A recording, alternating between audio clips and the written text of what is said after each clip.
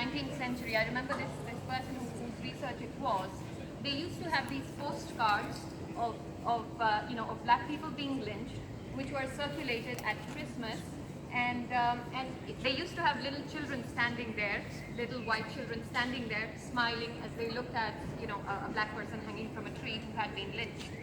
And the role of the state and the statistic in all of that, because one of the things they did was to remove in the forms the bit that said cause of death could be lynching.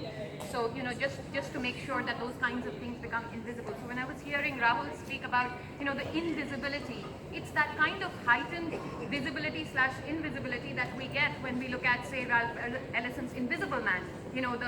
The way in which the blackness marks him. And in something like that, I think the otherness is being marked in a most violent and exterminating kind of way in India today.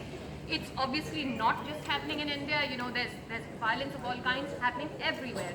But it is important to see that our widest connections as human beings mean that when we see that kind of violence, and especially if it is in any way liable to be justified in terms of our identity, that we stand up and say, not in my name.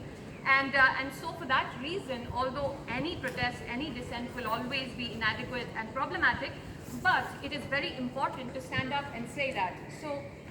So in India today, and partly I wanted to speak last, I think also because I wanted to say the others are the Muslims, they are the Dalits, they are the people of the Northeast, they are the Kashmiris, they are the poor farmers, they are the environmentalists, they are the international, they are the people who work for non-governmental organizations, they're people who are human rights activists. And this is a multifaceted, multi-dimensional and relentless onslaught that's being backed by the state in one way or the other through changing people who lead institutions, through symbolic appointment, through symbolic things like, for example, not commemorating, Eid in the way that it used to happen. And these kinds of signals are creating, they're forging a polity that is becoming ever more confident of being able to get away, literally, with murder. So, Narendra Modi, of course, I was listening to his speech with Trump. The very fact that these hollow men can stand there and talk about their shared values of democracy is, in the face of what they stand for. Modi in, 2002, genocide in Gujarat. Even until now, like even today, the judge who put many of those culprits who were people who were, tried and put in jail for that, she fears for her life. The public prosecutor just last month resigned without, saying why he was resigning. A very well-known public prosecutor in that case. One by one, many of the people who were convicted of the most heinous crimes in that genocide are being let off. They're being let out of jails. And, all of this is happening in, it's not unseen, but it's invisible in that way. The person who's leading the chief minister appointed by Modi in the state of Uttar Pradesh, Yogi Adityanath, is a Hindu, violent Hindu extremist who has in the past and on several recorded occasions spoken out very hatefully against minorities. He's shared the stage with a Hindu power kind of rally where one of the speakers called for Hindu men to exhume the graves of dead Muslim women and to rape them. That man today is the chief minister appointed by Modi of India's most populous state.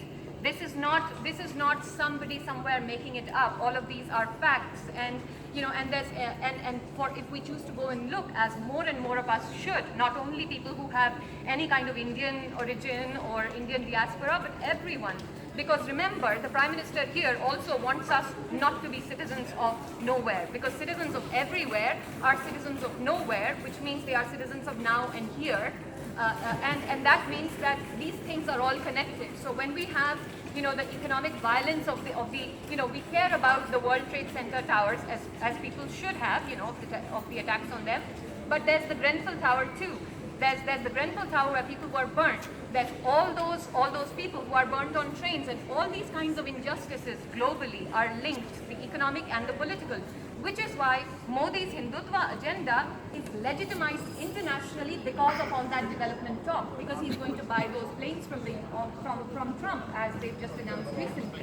So the global oppressions, I think, both of neoliberalism and nationalism are immensely interlinked, and we cannot make sense of one without the other, because many of the people who elected Modi thought that this was about development. But development and Hindutva are both sort of like, they're both part of this hate, DNA of this hate that is being proliferated. Now, finally, about the not in my name, because we have seen, I have certainly seen many people who've said, well, not in my name is a kind of disengagement, it comes from a position of privilege. Yes, perhaps in some sense it does come from a position where you can say not in my name because you are not the person who's actually having to face that violence. But that is better, if it takes this to wake up the conscience of many Indians, why not? But certainly a collective conscience that needed, Afzal Guru, the Kashmiri person who was hanged and buried in prison, and the judge said it is being done to satisfy the collective conscience of the nation. So if that collective conscience could not wake up then, at least, whatever wakes it up, let's go with that. But I think the not in my name is also about withdrawing consent. As somebody who on 15th February 2003 was at Hyde Park with all those million people, although we didn't stop the war, we tried our level darndest best. The not in my name is important, because what we are saying is that it's not that you're not carrying it out in my name and therefore I'm not a part of it. What we are saying is that I am withdrawing my consent. It's a kind of symbolic civil disobedience. We're saying, you who think you are the representatives of and acting in our name, do not have our consent. You are not doing this in our name, and we will do whatever we can to resist this.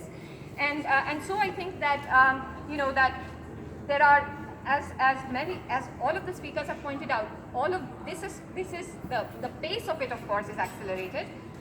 But this is not anything new. This is a country that recently rewarded a Major Gogoi, who had tied a Kashmiri man to the front of a tank and used him as a human shield.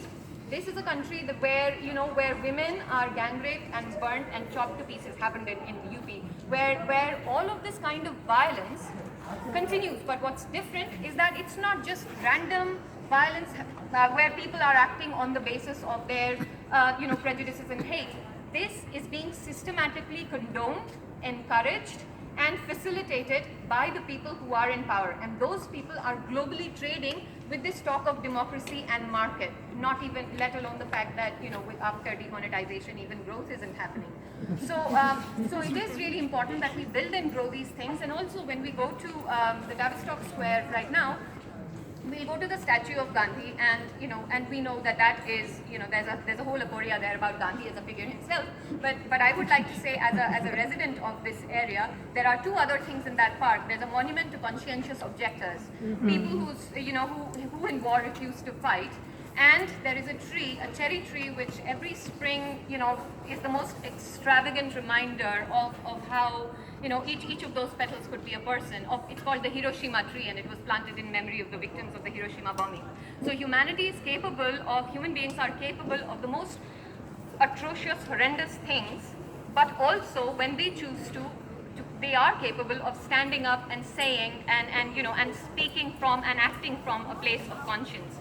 And I think that is really important, that for us to learn how to be human. And thank you to everyone who's here, and I hope we build